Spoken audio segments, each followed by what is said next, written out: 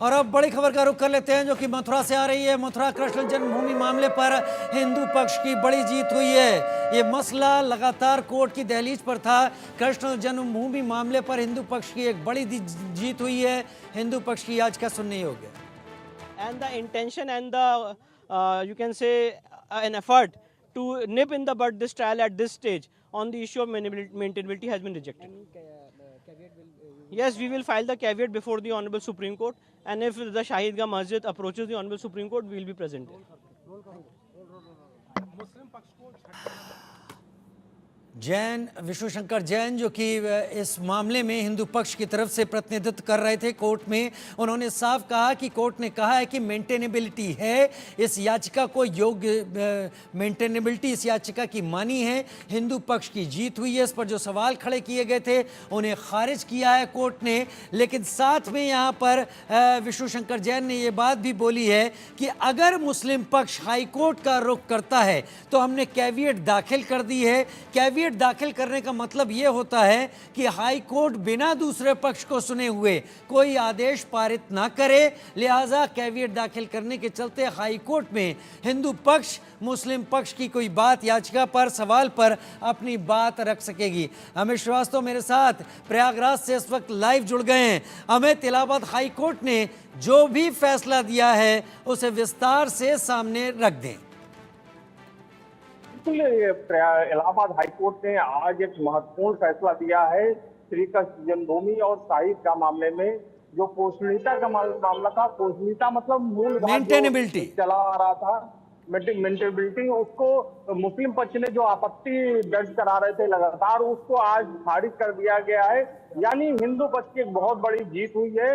ये अब जो है ये पूरा जो मामला है न्यायालय में चलने योग्य है और ये चल सकता है। इसी को लेकर जो इलाहाबाद हाईकोर्ट का एक महत्वपूर्ण फैसला है, जस्टिस मयंक कुमार जैन की बेंच ने ये फैसला दिया है। इनके कोर्ट में कुल 18 मुकदमे चल रहे थे जिनकी एक साथ सुनवाई वो कर रहे थे।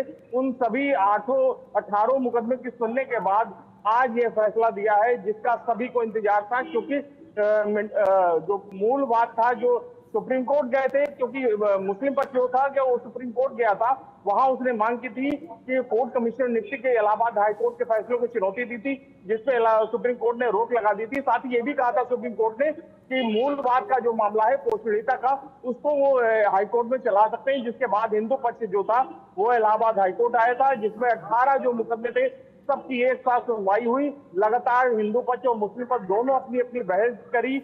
मुस्लिम पक्ष लगातार कह रहा था कि हमें ये जो जमीन है समझौते के तहत मिली है, वर्बली तौर पे कह रहे थे, लेकिन हिंदू पक्ष जो था वो लगातार अपनी बातों को कह रहा था और अपनी चीजों को बता रहा था कि हमें ये जमीन हमसे गलत तरीके से, गलत ढंग से ली गई और यहाँ पे मस्जिद बना दी गई, जो कि ये जो जमीन है वो भगवान श्री कृष्ण की है और यहाँ पे मंदिर बनना चाहिए। लेकिन उसी का जो विवाद चला आ रहा था, वर्षों से लंबा इंतजार करने के बाद जो अमित जल्दी से दर्शकों को ये समझाएं कि मूलवाद क्या चल रहा था और मूलवाद की मेंटेनेबिलिटी पर कोर्ट ने फैसला दिया है कि पोषणीयता है, इस मामले को सुना जा सकता है, उसको स्पष्ट करें जरा। देखिए मूल बात क्या है, हक की लड़ाई कह सकते हैं। हक की लड़ाई थी। मुस्लिम पक्ष जो कह रहा था कि ये सुनने योग्य ही नहीं है मामला, इनका कोई इनका कोई मतलब ही नहीं बनता है, इनका किसी तरीके का हस्तक्षेप ही नहीं बनता है और किसी तरीके का इनकी कह सकते हैं मालिकाना हक इनका कहीं से कुछ है ही नहीं। इसी को लेकर विवाद चला आ रहा था, जिसमें इलाहाबाद हाईकोर्ट ने साफ तौर से कह दिया है कि मुस्लिम पक्ष की सभी जो आपत्ति थी उसको खारिज कर दिया है। साफ तौर है कि हिंदू पक्ष को एक जीत जो मिली है कह सकते हैं। अभी इसके बाद जो होगा ये मामला अब न्यायालय में चल सकता है। मूल बात जो चला आ रहा था उससे अभी रोक लगी थी, जिससे पोषणीयता कह सकते हैं। पोषणीयता मूलवाद यही एक मतलब दो अर्थ है एक ही वर्ड के। तो इसी को जो इलाहाबाद हाईकोर्ट ने कहा है कि अब इस पे सुनवाई होगी। अब आगे यानी एक बड़ी जीत की तरह, यानी ये एक बड़ी जीत की तरह है। जहां तक हिंदू पक्ष की बात की जाए उसकी बात पर अब कोर्ट में सुनवाई होगी। कोर्ट इस मामले में आर्ग्यूमेंट सुनेगा, कोर्ट इस मामले में हक की बात को सुनेगा।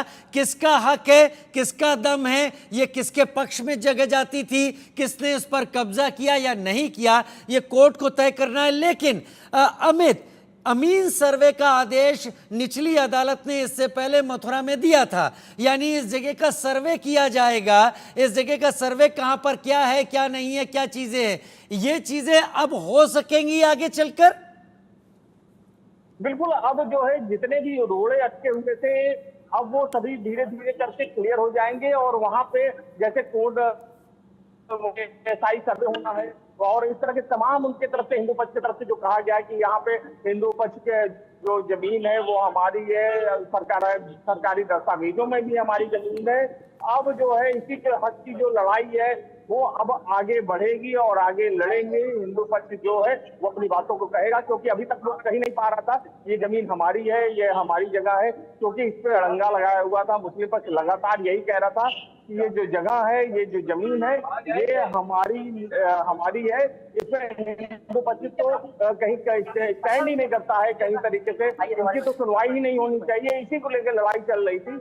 अब इलाहाबाद हाईकोर्ट के जो जस्टिस बैंकवार जैन ने साफ कर दिया है कि ये इसका मूलवाद चलने योग्य है, मतलब सरकारी दस्तावेज और जो साक्ष्य प्रस्तुत किए गए उसमें कहीं न कहीं सच्चाई है और इसकी लड़ाई आगे अब न्यायालय में चलेगी। अब दोनों पक्ष अपने अपने दस्तावेजी साक्ष्य हो या और जितनी भी चीजें होंगी वो अब कोर्ट में करेगी। अब देखना होगा, मुस्लिम पक्ष हो सकता है इस ऑर्डर के अगेंस्ट सुप्रीम कोर्ट जा सकता है। अगर सुप्रीम कोर्ट जाता है तो विष्णु शंकर जैन जो अधिवक्ता उन्होंने साफ कर दिया, हमने कैविएट पहले से ही फाइल कर दी है। ठीक है। क्योंकि कोई भी हाईकोर्ट का ऑर्डर आ रहा है, मुस्लिम पक्ष लगातार सुप्रीम कोर्ट जरूर जा रहा है हाईकोर्ट के फैसले को लेकर, तो इस फैसले के खिलाफ भी सुप्रीम कोर्ट जा सकता है मुस्लिम पक्ष।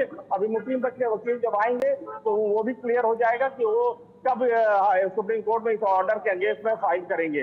ठीक है, बहुत शुक्रिया अमित, बहुत शुक्रिया। एक बड़ा माइलस्टोन, मील का पत्थर, जहां तक श्री कृष्ण जन्मभूमि विवाद, इसमें जो ईदगाह का विवाद है उसको लेकर जो इलाहाबाद हाईकोर्ट में सुनवाई चल रही थी, वहां से मेंटेनेबिलिटी पर इलाहाबाद हाईकोर्ट में हिंदू पक्ष की एक बड़ी जीत हुई है। बहुत शुक्रिया हमारे साथ जुड़ने के लिए आपका। और अब बढ़ते हैं आगे और बात आम आदमी पार्टी की। आम आदमी पार्टी ने बीजेपी पर हमला